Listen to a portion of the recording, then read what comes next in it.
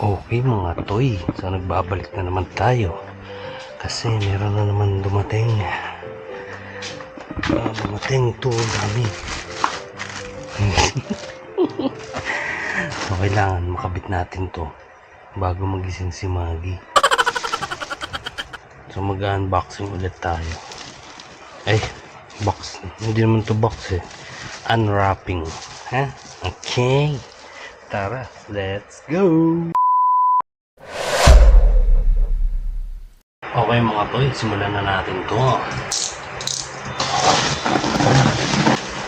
Mabilis na ito dumating ha. Galing pa to ng Isabela yata. Nodor ko nga pala to sa Lazada Racing.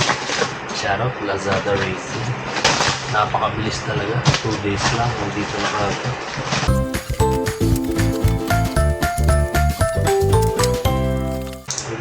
Ito na po ito ako ba to? Mga pagkain ba yun? Ayun na.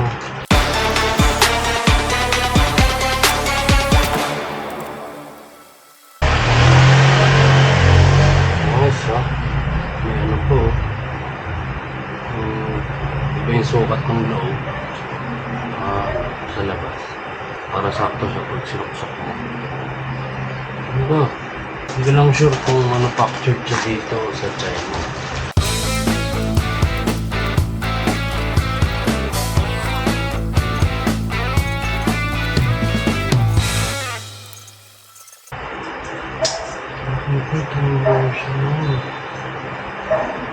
Kasi gusto ko sana yung meron pa dito.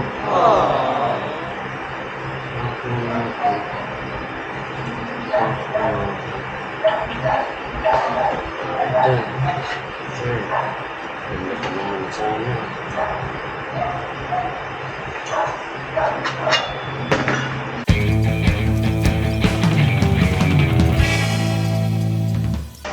Diyan mga galing China. Alam lang bakit. Yun o. Chinese character yung gamit.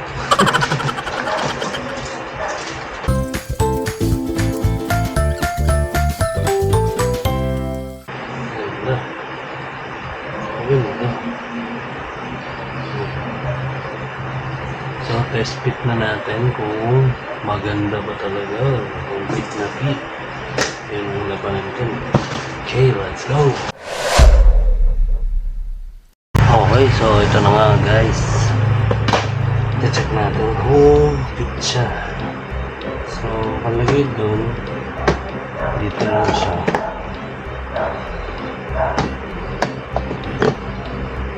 Tanggalin ng mating.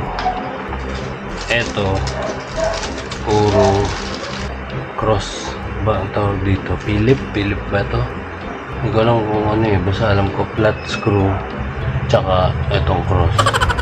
Pero wala akong tiwala sa tornilyo na to meron tayo dito Allen. Yan. Ito yung mga koleksyon ng tornilyo natin. So ito na lang gagamitin natin. Yan. So ito tayo. Sukat na ito ay 5. 5. Kung makita nyo, 5 yan.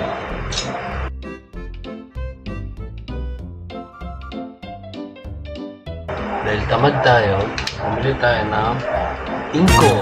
Inco, baka naman. Inco. Dali.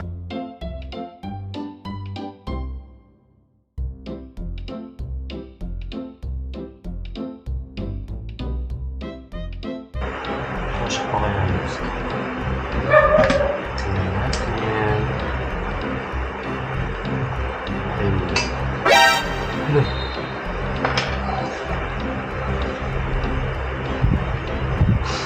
Ito guys, tip. Bumili ka ng ganito. Napakalaking bagay na ito. Bakit? Magnet tong dulo niyan. Tapos stretchable siya. Para sa antena. Siguro dati itong antena. Tapos ngayon ginawa nila. Kasi madali mong makuha yung mga nalaglag. Ay, stainless nga pala yun. Pero ganda to, ano, wala na yan. Nalaglag, oh. Yung mga singit-singit na nalaglag, di mo na kailangan baklasin yung buong kamo kasi meron kang magnet. Kaya lang, alala ko, stainless nga pala yung mga pinili natin. Ito hindi siya magnet. Ito kasi yung stock ng Honda stainless. Ibale, ito na lang muna yung kakabit natin. Tapos kapag papalitan na lang natin ng stainless na ganito, meron din ganun tornilyo, flat yung ibabaw tapos allen siya. Pag yung ganito nyo walang magnet, ganitoy nyo lang ng magnet yan. So may mamamagnetize nyo.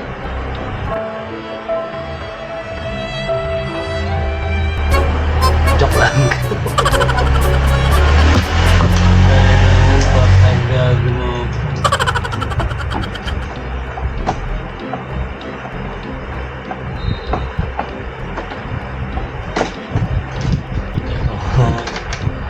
So yung mga ano dyan, yung flat screw, yung para dito kasi maliit.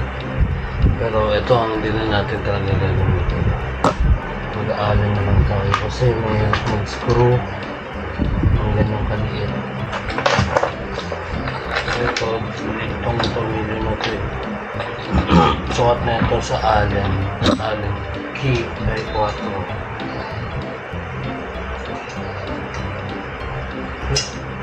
Mukha siya.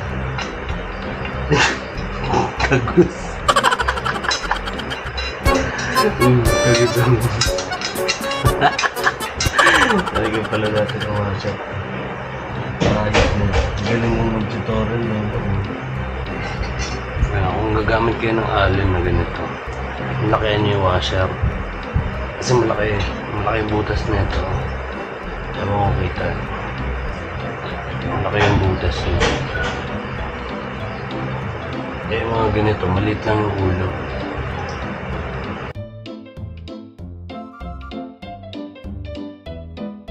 Okay, so dito naman tayo sa kabila.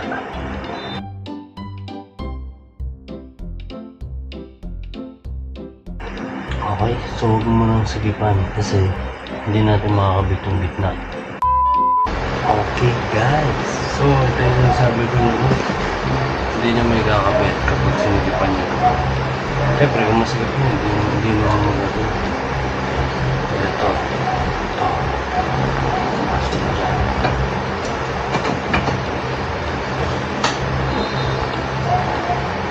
Hindi na kami ipasok. Kailangan mo pala ipasok muna bago mo ito ikabit. Okay?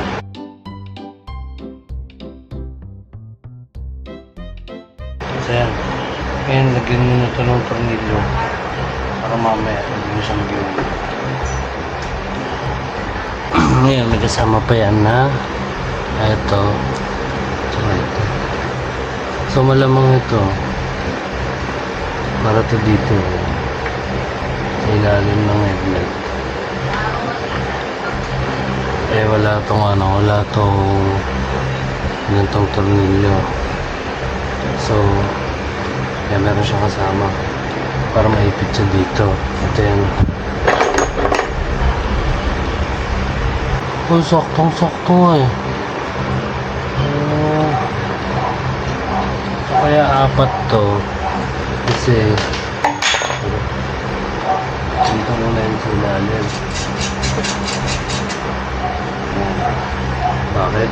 Kasi kapag wala yan, mapipipi yung unit na ito.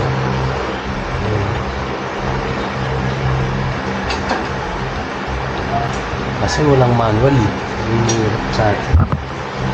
Walang manual.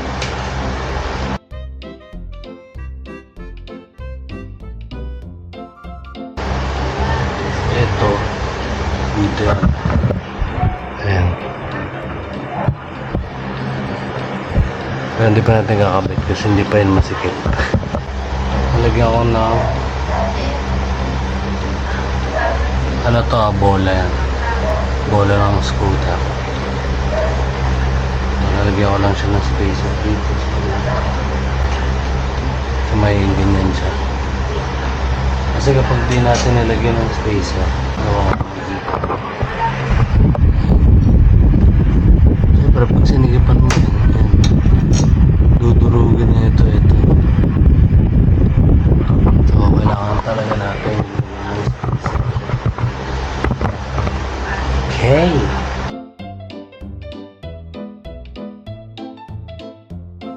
Okay. Hindi tayo matapos. Konti na lang.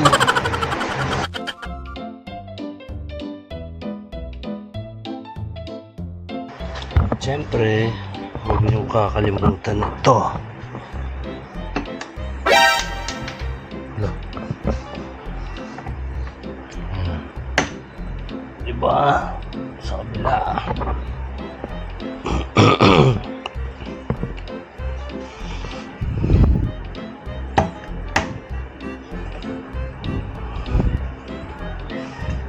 Tibay din pala. Babalikan natin.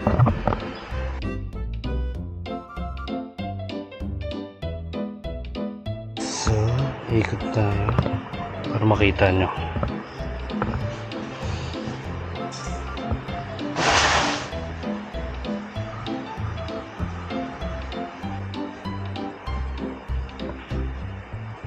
Angas din.